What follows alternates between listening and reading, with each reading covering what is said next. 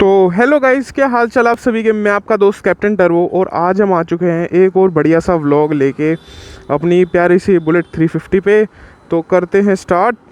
और आज जाते हुए घर वापस हम करने वाले हैं एक इम्पॉर्टेंट टॉपिक पे बात।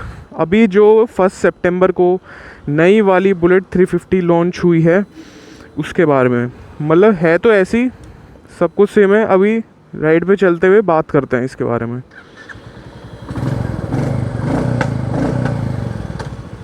बढ़िया।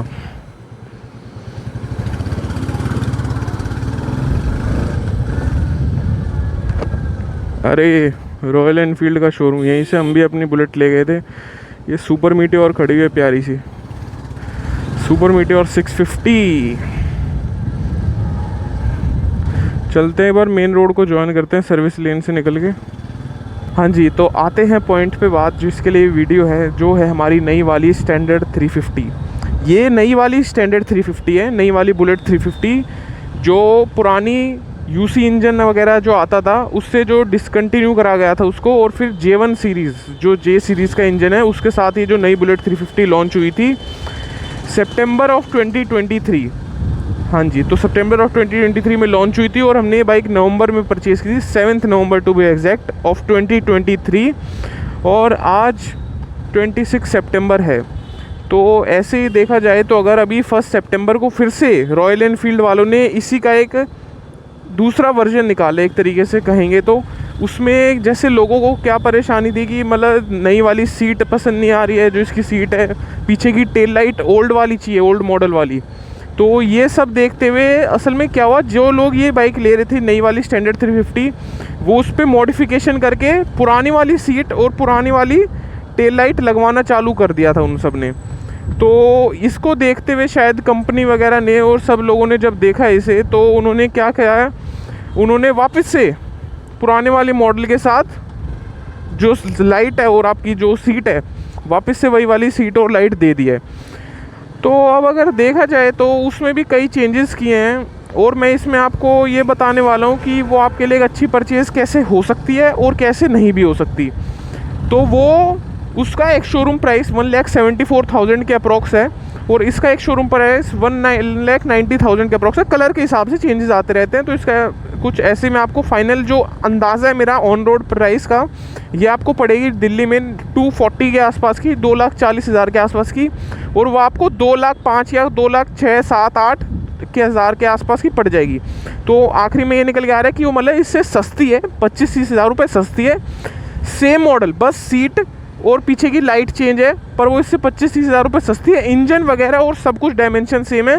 अब जो उसमें जो कॉस्मेटिक चेंजेस किए गए हैं वो तो थे सीट के, लाइट के, और कई जगह देखोगे जो आप अभी नई वाले उसमें जो साइड मिरर्स हैं आपके, वो उसमें से आपको क्रोम हटा दिया गया है, बिल्कुल क्रोम हटा दिया। साइड के जो इसके जो गार्ड्स होते हैं, जो हैंडल लीवर के एंड बार एंड जो है ये, इस पर से भी क्रोम हटा दिया गया है, पूरा ब्लैक कर दिया गया है, मतलब जो ब्लैक प्लास्टिक फिनिश वगैरह में आता है वो कर दिया गया है।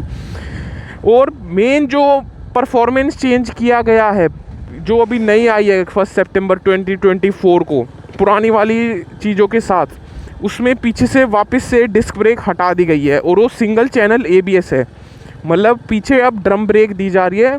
और जो अभी हम बाइक चला रहे हैं, ये जो हमारी मेन वाली जो नई 350 थी, इसमें आगे पीछे दोनों साइड डिस्क ब्रेक आती है और डुअल चैनल ABS है। तो इसकी ब्रेकिंग वगैरह में और हर एक चीज़ में बहुत ज़्यादा बेटर है ये। मतलब वो तो ऑफकोर्स से ऑब्वियस सी बात है कि सिंगल चैनल ABS में और डुअल चैनल ABS में और डिस्क ब्रेक और ड्रम ब्रेक में फ़र्क होगा। तो एक तो देखो ब्रेक्स का फ़र्क आ जाता है, और फिर बाकी अपनी सीट और पीछे वाली टेल लाइट का।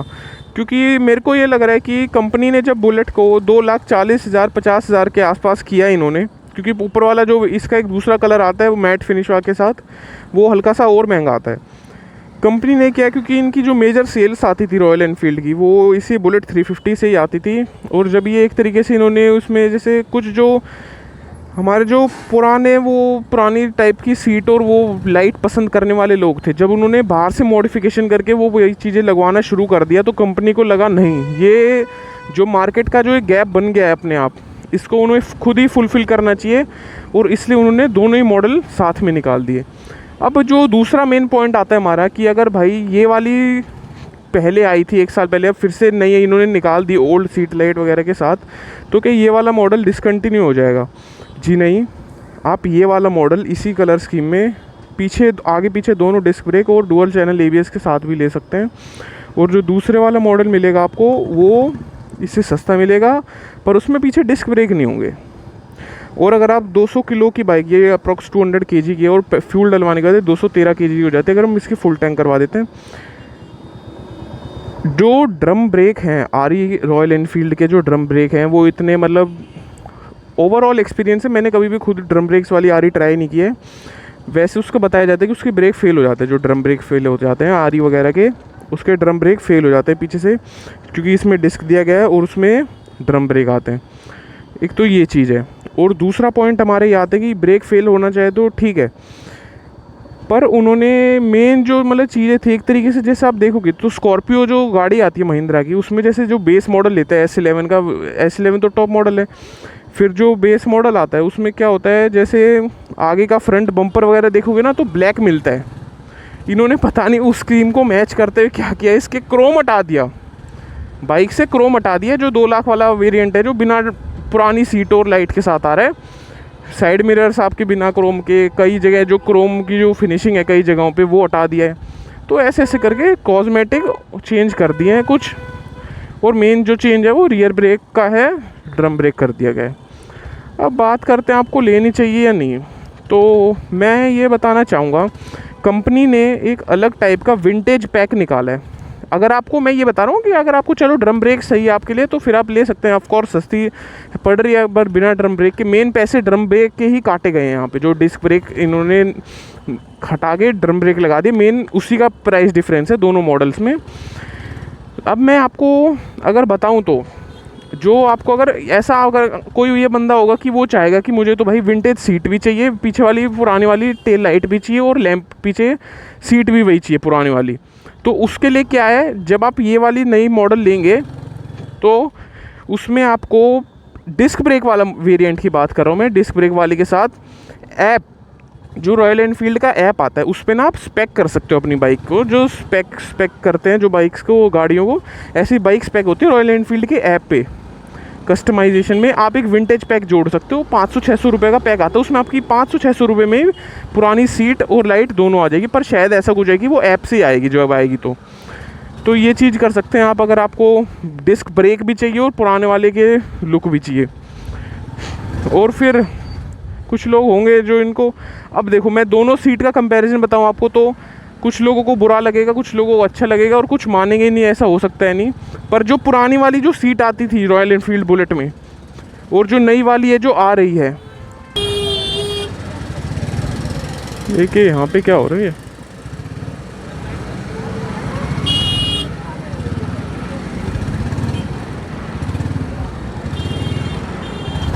पता नहीं क्या लड़ाई वगैरह चल रही है इनकी आपस में।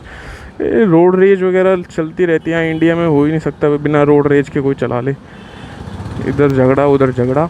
हाँ जी, तो मैं कहाँ पे था, मैं पॉइंट भी भूल गया अपना, बताओ। हाँ, सीट कंफर्टेबल, तो सीट जो है नई वाली सीट कंफर्टेबल है बुलेट की। जो पुराने वाले ओल्ड मॉडल वाली सीट आती थी, अगर आपको लुक के लिए चाहिए तो वो लगवा लो। अगर आपको यहाँ पे लुक भी और कंफर्टेबल भी थोड़ा, क्योंकि नई वाली सीट चौड़ी है, वाइडर है, तो इसलिए ज़्यादा कंफर्टेबल है। और एक और पॉइंट जो मेरे को लगा नई वाली बुलेट में और पुरानी वाली बुलेट में, जो पीछे की टेल लैंप है, मैं बहुत स्पेसिफिक हो गई वीडियो बना रहा हूँ ताकि जो नई और पुरानी में से जो डिफरेंस निकाल रहे हैं वो आराम से देख पाएँ।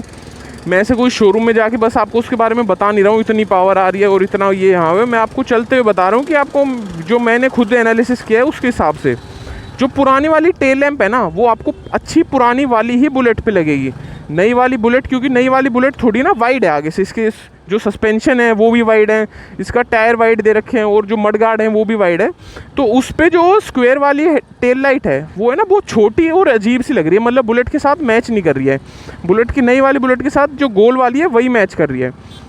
और पुरानी वाली के साथ, क्योंकि पुरानी वाली बुलेट थोड़ी लीन थी, मतलब पतली थी, उसके सस्पेंशन वगैरह और हर एक चीज़ से, तो उस पर स्क्वायर वाली हेडलाइट अच्छी लगेगी, उस पर गोल वाली अच्छी नहीं लगेगी।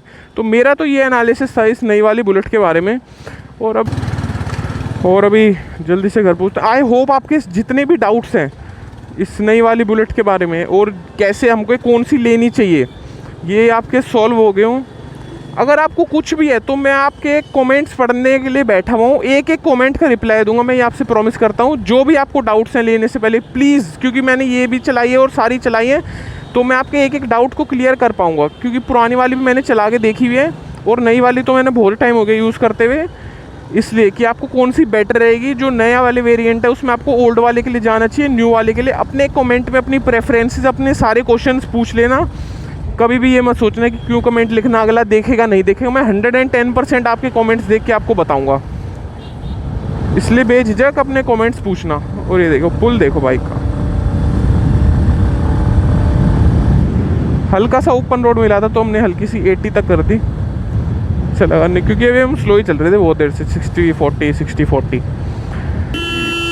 ये देखो ये ऐसे घुमा दे अंदर बिना पीछे आगे पीछे देखे, सीधा डायरेक्ट रोड के ऊपर। आगे से कोई आ रहा है, पीछे से कोई आ रहा है, कोई मतलब नहीं।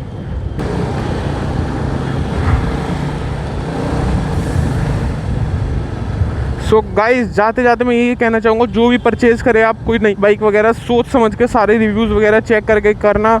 और इसी के साथ अगर आपको हमारी वीडियो पसंद आई हो तो कमेंट्स में नाइस लिख देना, एक बढ़िया सा कमेंट छोड़ देना, और वीडियो को कर देना लाइक, कर देना अपने फ्रेंड्स एंड फैमिली के साथ शेयर, और चैनल को कर लीजिए सब्सक्राइब। मिलते हैं जल्दी एक नई वीडियो के साथ, कुछ नई इन्फॉर्मेशन के साथ। Fair winds Riders. Just put your hands on mine and put your lips on mine.